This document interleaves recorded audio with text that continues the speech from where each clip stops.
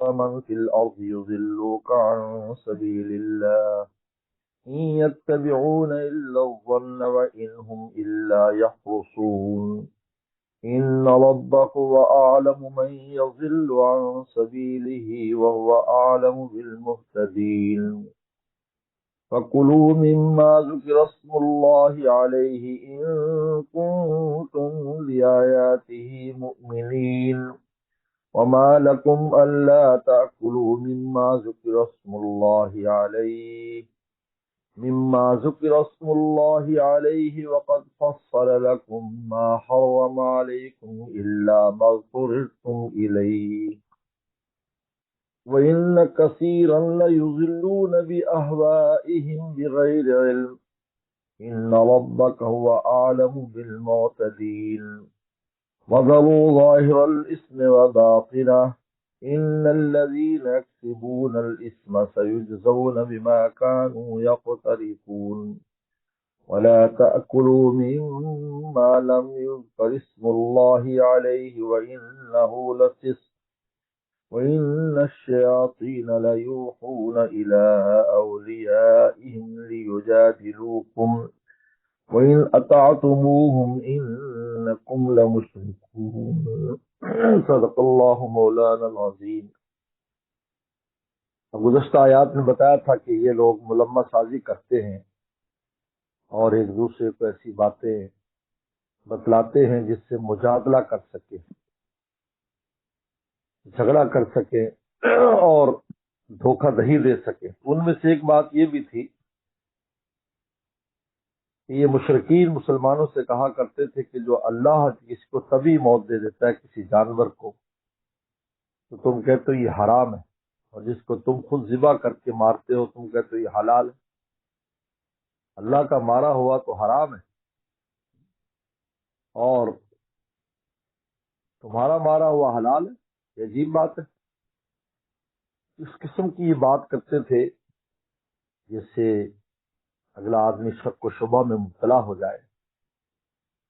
تو اللہ تعالیٰ نے بیان فرمایا کہ مسئلہ یہ نہیں ہے اللہ کا مارا ہوا یا انسان کا مارا ہوا، مارنے والے تو صرف اللہ تعالیٰ ہی کی ذات ہے، اس کا سبب بنتا ہے، ذبح کرنا بھی اس کے مارنے کا ایک سبب ہے، جس طرح چھت سے گر جائے، ڈوب جائے، آگ لگ جائے۔ لیکن بات دراصل یہ ہے کہ اللہ تعالیٰ کے حکم کی اتباع اصل ہے۔ تو اللہ تعالیٰ کا جب حکم ہے کہ ہمیں جانور کو ذبح کرنا ہے اور وہ ہمارے لیے حلال ہے تو ہمیں اللہ تعالیٰ کے حکم کی اتباع کرنی ہے، اور جو جس پر بسم اللہ نہ پڑھی جائے وہ اللہ تعالیٰ نے اس کو حرام قرار دیا ہے۔ تو پہلی بات تو یہ کہ اللہ تعالیٰ کے حکم کو ماننا۔ دوسری بات یہ ہے کہ اللہ تعالیٰ کے نام کی برکت ہے۔ اس جانور پر اللہ تعالیٰ کا نام پڑا جاتا ہے تو اللہ کے نام کی برکت سے اس کا کھانا حلال ہو جاتا ہے، اور جس پر نام نہیں پڑا جاتا تو اس میں وہ برکت نہیں ہوتی اور وہ حلال نہیں ہوتا۔ تو قرآن مجید میں اللہ تعالیٰ نے یہاں پر فرمایا کہ وَإِن تُطِعْ أَكْثَرَ مَن فِي الْأَرْضِ، اگر زمین کے اکثر لوگوں کی اگر بالفرض آپ اتباع کریں، يُضِلُّوكَ عَن سَبِيلِ اللَّهِ، تو اللہ کے راستے سے وہ گمراہ کر دیں گے۔ تو اکثریت ایسے لوگوں کی ہے جو گمراہ کرنے، خود بھی گمراہ دوسروں کو گمراہ کرتے ہیں۔ إِن يَتَّبِعُونَ إِلَّا الظَّنَّ، وہ نہیں اتباع کرتے مگر اپنے گمان کی، اپنے خیال اور اپنے گمانوں کی اتباع کرتے ہیں۔ وَإِنْهُمْ إِلَّا يَخْرُصُونَ، اور وہ نہیں ہے مگر اٹکل پچو کرتے ہیں۔ خرص کہتے ہیں اندازے کے گھوڑے دوڑانا، اٹکل پچو کرنا جس کو کہتے ہیں، یعنی اپنی ذہنی اختراعات بنا کر اس پر چلنا۔ اور آج اکثر یہی ہو رہا ہے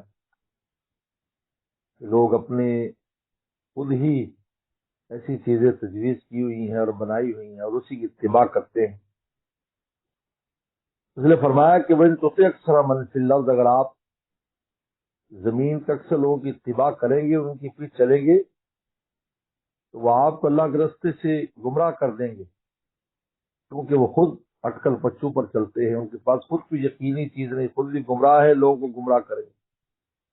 ان ربک أعلم من یضل عن سبیل، اللہ خوب جانتا ہے جو اس کے راستے سے گمراہ ہے وہ اور بالمحتدین، وہ خوب جانتا ہے ہدایت والوں کو۔ اب اس کے بعد ان کا وہ جو شبہ اور ملمہ سچ کو بیان کرتے ہیں، فَكُلُوا مِمَّا ذُكِرَ اسْمُ اللَّهِ عَلَيْهِ، بس کھاؤ جس پر اللہ کا نام لیا جائے، ان کنتم بآیات مؤمنین، اگر تم اللہ کے احکام پر ایمان رکھتے ہو۔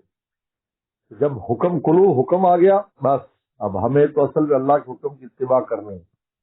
اور دوسرا ہے کہ اللہ فرماتے ما لکم اللہ تاکلوا، تم کیا ہوئے تمہیں کہ تم نہ کھاؤ، مما ذکر اسم اللہ علیہ، اس کو جس پر اللہ کا نام لیا جائے۔ اللہ کے نام کی برکت سے اب اس کا کھانا درست ہے، کھانا جائز ہو گیا، حلال ہو گیا۔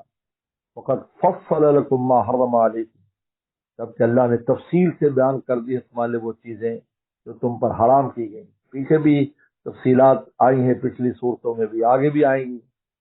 الا مسترتم، ہاں مگر جس کے تم مجبور ہو جاؤ، تم لاچار ہو جاؤ، اضطراری حالت تم میں ہو تو وہ جائز ہے۔ اگر ایسی اضطراری حالت ہو، کھانے کو کچھ نہیں ہے، تو پھر اس حرام میں سے اتنا لینا جس سے کہ انسان کا گزارا ہو سکے اور زندہ رہ سکے، جس کو سد رمق کہتے ہیں، تو وہ جائز ہے۔ وَإِنَّ كَثِيرًا لَيُضِلُّونَ بِأَهْوَائِهِمْ، اور بے شک ان میں بہت سے لوگ ہیں جو گمراہ کرتے ہیں اپنی خواہشات کے ساتھ، بغیر علم، بغیر تحقیق کے، وہ ان کی خواہشیں ہوتی ہیں، احوا یعنی ان کے اپنے خیالات اور خواہشیں، اس پر لوگ گمراہ کرتے ہیں۔ ان ربک عالم بالمعتدین، اور اللہ تعالیٰ سے بے شک تیرا رب خوب جانتا ہے حد سے بڑھنے والوں کو، اعتداء اور حد سے بڑھ خوب جانتا ہے۔ لہذا وذروا ظاہر اس میں باطنا، لہذا چھوڑ دو ظاہری گناہ کو بھی اور باطنی گناہ کو بھی۔ ظاہری گناہ کو پہلے ظاہری گناہ چھوڑتے ہیں، پھر باطنی گناہ چھوڑتے ہیں۔ ظاہری گناہ جو نظر آتے ہیں، باطنی گناہ جو نظر نہیں آتے۔ وذروا ظاہر اس میں ظاہری گناہوں کو بھی چھوڑ دو، اور باطنہ، اور باطنی گناہوں کو بھی چھوڑ دو، اور ان ظاہری اور باطنی گناہوں میں یہ کھانے پینے کے مسائل بھی شامل ہیں۔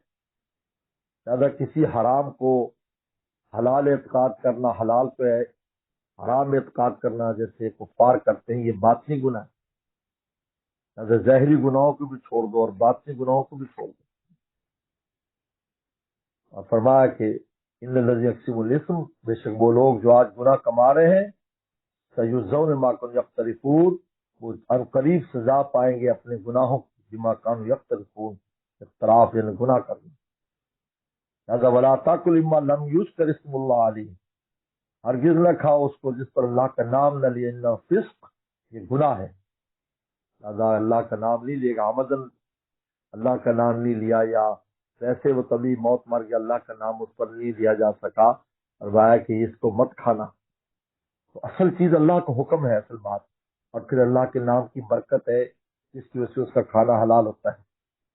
وَإِنَّ الشَّيَاطِينَ لَيُوحُونَ إِلَىٰ أَوْلِيَائِهِمْ لِيُجَادِلُوكُمْ، اور یہ شیاطین جو ہے یہ اپنے دوستوں کے دلوں میں ایسی بات ڈالتے تاکہ تم سے جھگڑے، ایسے جو ہے نا وہ ملمہ ساز باتیں ڈالتے ہیں جس سے وہ آ کر جھگڑتے ہیں، مجموعی بات کرتے ہیں۔ لوگ کہتے ہیں ہاں واہ واہ، یہ بات تو واقعی بھئی ایسی ہے، جیسے آج بھی پکی سکی دین کی باتیں ہیں، ان پر لوگ آ کر کوئی ایسے شیاطین انس والجن بات کرتے ہیں، اور ہمارا حال یہ ہے کہ ہم اسی وقت شک و شبہ میں پڑ جاتے ہیں۔ ہمارے شیخ حضرت شاہ حکیم رحمۃ اللہ علیہ فرماتے تھے کہ ہمارے ایمان کی اتنی کمزور ہے کہ تھوڑی سی کوئی شبہ کی بات کر دے تو ہمارے پاؤں ہلنے لگتے ہیں۔ ہمیں اتنے ایمان کی فکر کرنی چاہیے، ہمارا ایمان اتنا مضبوط ہو کہ کوئی کچھ بھی کرتا پھرے، ہمیں اس کی پرواہ نہیں ہونی چاہیے۔ وَإِنْ أَطَعْتُمُوهُمْ إِنَّكُمْ، اگر تم ان کی اطاعت کرو گے، إِنَّكُمْ مشرک، تو تم بھی مشرک ہو جاؤ گے۔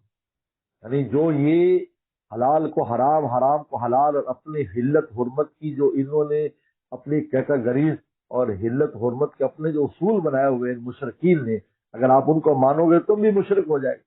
اس لیے کہ شرک صرف یہ نہیں ہے کہ غیر اللہ کی عبادت کرے، شرک یہ بھی ہے کہ حلت حرمت میں اللہ کے علاوہ غیر اللہ کو بھی حلت حرمت میں مجاز سمجھے کہ یہ بھی جناب حلت حرمت کے اختیار رکھتے ہیں۔ اگر یہ بھی انسان کسی بارے میں کرتا ہے تو وہ مشرک ہے۔ چنانچہ اللہ تعالیٰ نے پہلے ارباب من دون اللہ، یہود کے بارے میں اتخذوا احبار و رہبان ارباب من دون اللہ، کہ یہ اپنے احبار کو رہبان کو اللہ کے علاوہ جو ہے یہ خدا بناتے.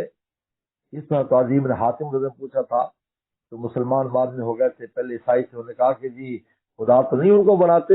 اللہ نے فرمایا کہ ان کے جو وہ حلال کر دے اس کو تم حلال کہتے ہو، جو حرام کرتے حرام کہتے ہو، یہی ارباب من دون اللہ.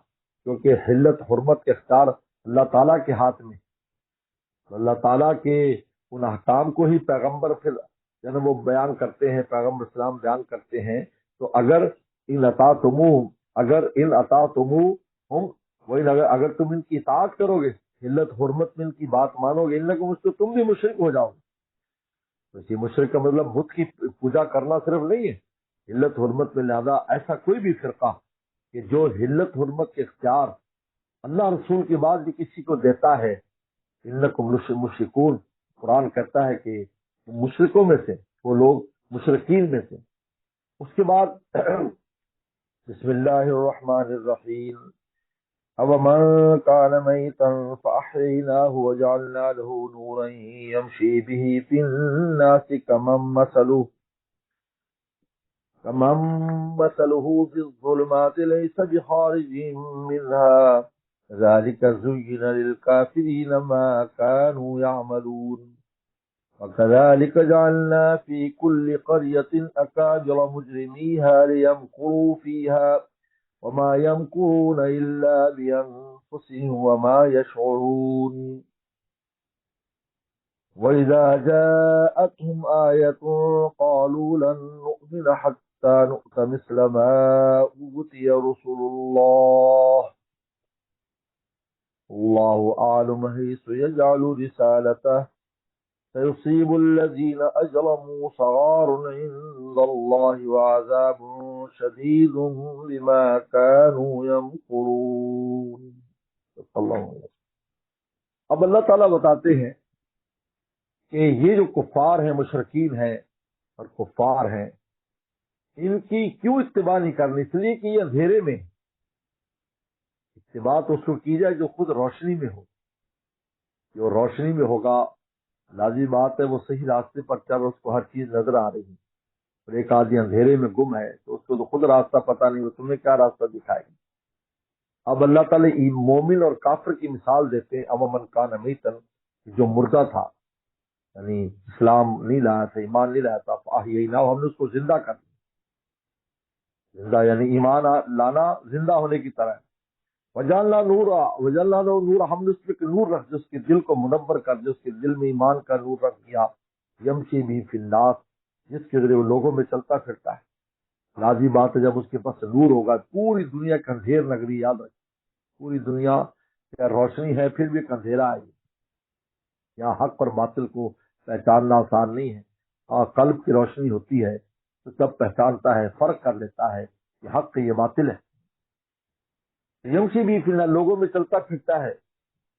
فرمایا ایک تو یہ شخص ہے کممت، اور دوسرا وہ ہے جس کی مثال یہ ہے کہ پھر ظلمات، کہ وہ اندھیرے میں لی سب خارج منہا، اس سے باہر نہیں ہے، ہر وقت اندھیرے میں، ظاہری باتیں اندھیروں میں ڈوبا ہوا ہے. تو فرمایا کہ یہ دونوں کیسے برابر ہو؟ اب لائق اتباع کون ہے؟ لائق اتباع وہی ہے کہ جو روشنی میں، جس کا قلب روشن ہے، جس کا دل بینا ہے، وہ لائق اتباع ہے.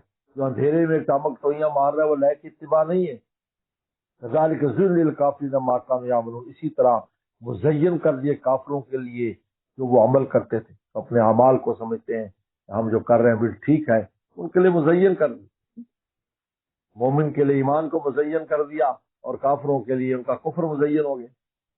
اب اس کے بعد اللہ تعالیٰ فرماتے ہیں کہ دراصل ہوتا یہ ہے کہ جہاں بھی ایسی مجرموں کی بستی ہوتی ہے تو ان کے جو سردار ہوتے ہیں نا، سردار بڑے، وہ سب سے زیادہ بدماشی وہ کرتے ہیں، لوگوں کو گمراہ، عام لوگوں کو گمراہ کرنے میں سرداروں کا بہت بڑا ہاتھ ہوتا ہے.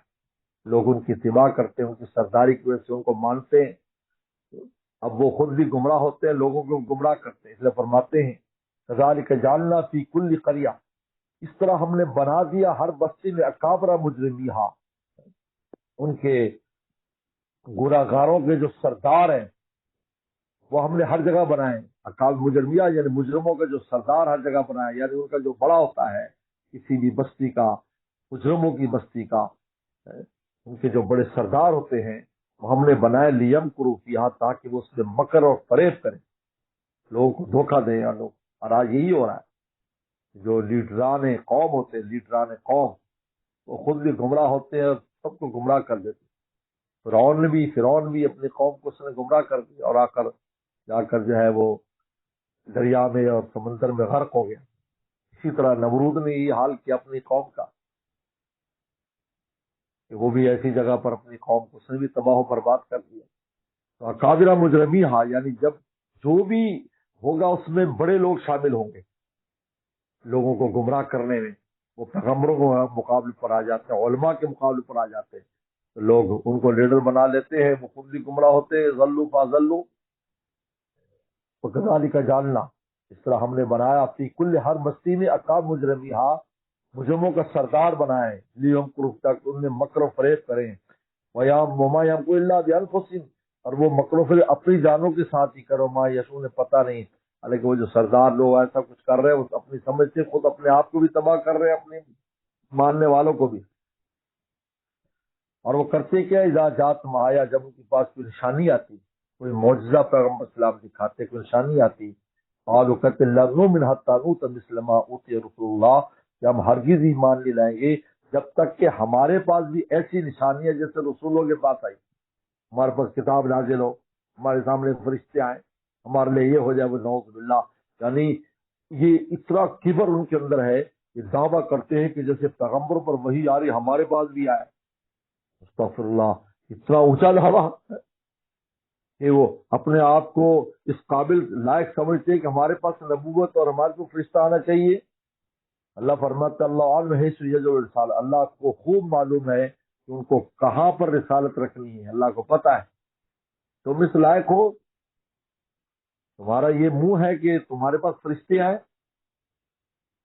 تم اس قابل ہو. اللہ تعالیٰ کو خوب معلوم ہے، اللہ عالم ہے سیجو رسالتا. یہ صرف کبر کی بنیاد پر ایسی باتیں کرتے تھے. ان میں کبر اتنا تھا اور اتنا عناد تھا کہ پیغمبر کی اتباع کرنے کی بجائے ان کا اعزاز تو یہ تھا کہ پیغمبر سلام کی اتباع کرتے، ان کا اتباع کرنے کی بجائے کہ کہتے جی ہمارے پاس کیوں نہیں، ہمارے پاس بھی اسی طرح آئے جس طرح نبی کے پاس آتے ہیں فرشتے، ہمیں بھی ایسی چیزیں دی جائیں اور دکھائی جیسے پیغمبر سلام کو دکھائی جاتی. اللہ عالم ہے جو رسالتا، اللہ خوب جانتا ہے اس جو رسالتا کہ کہاں پر رسالت رکھنی ہے.